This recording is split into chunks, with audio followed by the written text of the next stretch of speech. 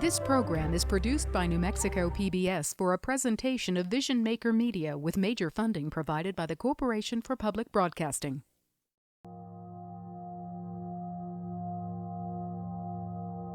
Albuquerque 911, operator 3911, where's your emergency?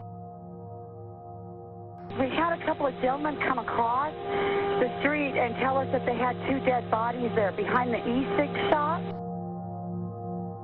The two men, Key Thompson and Allison Gorman, were Navajo. We've just learned that Mayor Richard Berry will be meeting with the Navajo Human Rights Commission about the killings tomorrow. In that meeting, Navajo leaders will discuss with the mayor if the two men were targeted because of their heritage. So the Red Nation formed in 2014, specifically after the murders of Cowboy and Rabbit, the two Navajo men here in Albuquerque. We felt the lack of response in Albuquerque was troubling, and the lack of response by the community was troubling. So we did what all groups of people in history have done, and we got organized. Pueblo people, we live our way of life as a communal people. Like in death, we all come together to make sure that whoever it is in our community that passed away gets a proper going away ceremony. In all of our dances, our feast days, our ceremonies, it's about the entirety of the community coming together to help whatever family is needing it or to just put on these events together. So going back to that, I think it's more than appropriate that we start to understand that these kinds of social justice efforts are not different from the way we have our ceremonial and traditional life structured already. Yet there tends to be somewhat of a taboo around becoming politically active. Of course, none of that violence. Justice is a very broad term, and I think what people can do to start taking part in seeing true justice being served is to just get involved. I think political activity is key, and people are very afraid of that word politics because what comes to mind is what we see on TV is this Hollywood fabrication of an election. People think Hillary and Trump, they think Republicans and Democrats, but that's not what I mean when I say being politically active. Indigenous is inherently a political identity. When it comes to voting, Jennifer sees it as the U.S. imposing colonial structure on Native nations, yet she suggests those heading to the polls study up on other presidential candidates.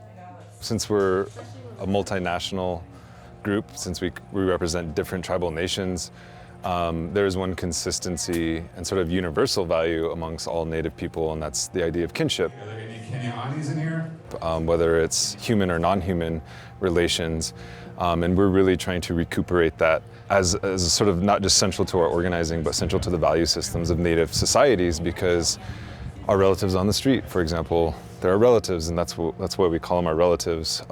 People who are marginalized within society are often seen as less than, and they're not treated as relatives, and so we treat people from all walks of life as, our relations, as we're supposed to.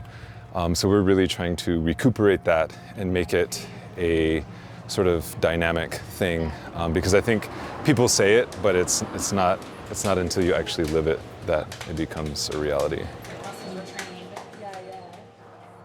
About an hour drive west of Albuquerque, some young leaders at Acoma Pueblo do see the value in participating in local, state, and national elections. They point to an effort to bring home cultural items being auctioned internationally. Most recently, the Pueblo of Acoma has been involved in the protest and attempted repatriation of a Acoma ceremonial shield that was being auctioned at a international auction house in France. We have community members now that live all over the world, all over America, and they may take these objects that they receive here at the Pueblo and take them home with them to California or wherever. And so those are some of the ways in which these items leave us. But in terms of Acoma law, Acoma tribal code is that, those items are forbidden to leave the Acoma boundaries.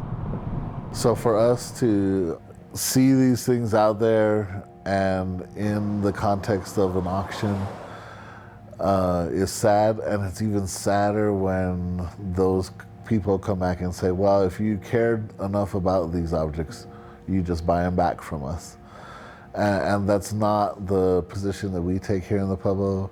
Hopi definitely took that position in the last couple of fights, that we're not going to exchange money for what is rightfully ours.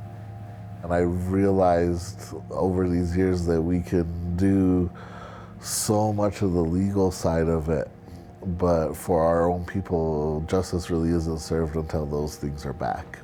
Even though their own tribal officials are not voted in, but chosen by traditional leaders, the brothers see voting as a way to ensure a strong government-to-government relationship for future generations.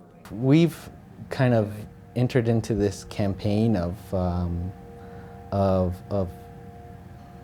tapping into a number of these resources, both on the administrative side, the Department of Interior, the Department of State, the Department of Justice, and finding allies in our congressional delegation on both sides of the aisle who've joined us and recognized this as an important issue.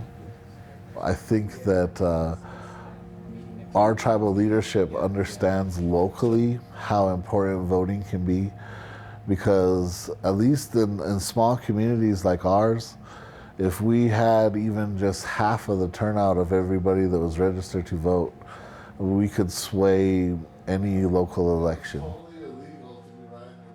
We hope to, I think, continue this relationship with, regardless of who comes into office come November. So. This program is produced by New Mexico PBS for a presentation of Vision Maker Media with major funding provided by the Corporation for Public Broadcasting.